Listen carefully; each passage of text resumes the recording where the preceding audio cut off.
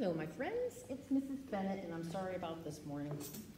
So I wanted to present to you the project that we're going to be doing, and yours will be on a much smaller piece of paper. This is a 15 by 15 piece of paper.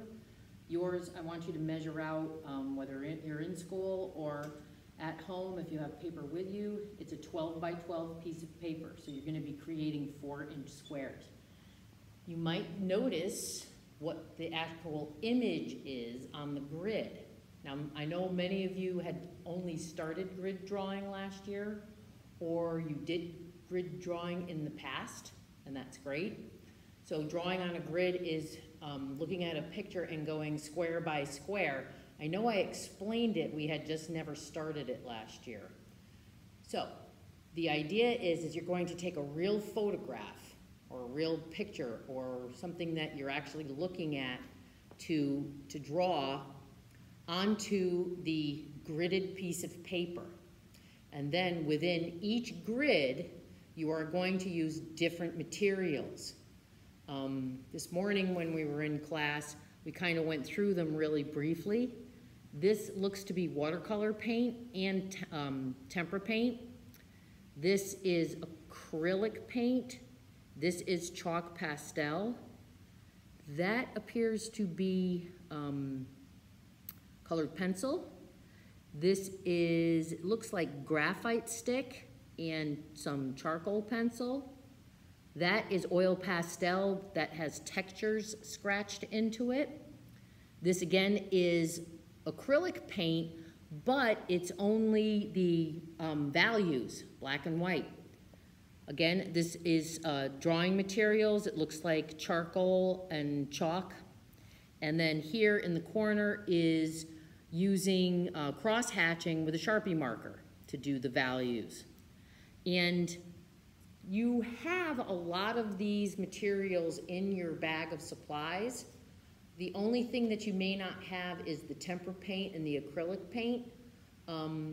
Very easy to get if you don't mind buying it at Walmart. Walmart has both.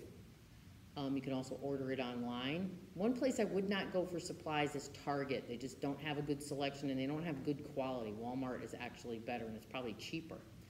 I can also make arrangements for you to get the paint from here. For those of you who are at home virtual learning, just let me know if it's something that you need and we'll make arrangements for that.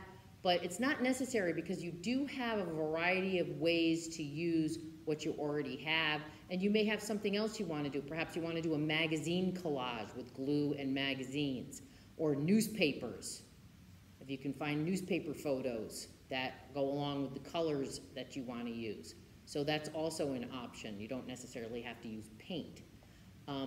Regular crayons, okay?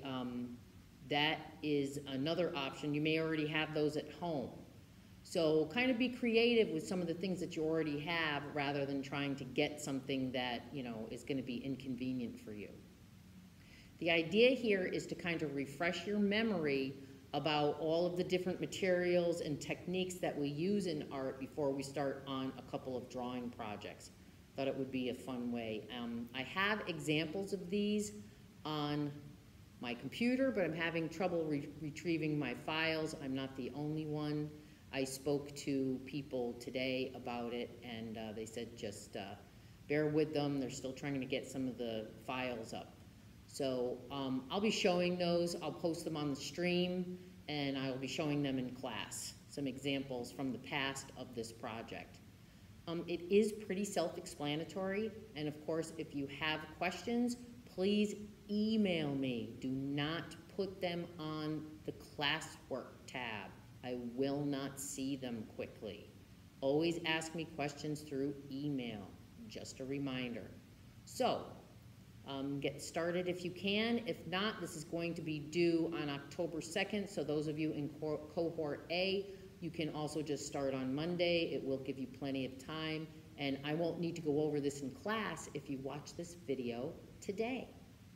So, see you then. Bye-bye.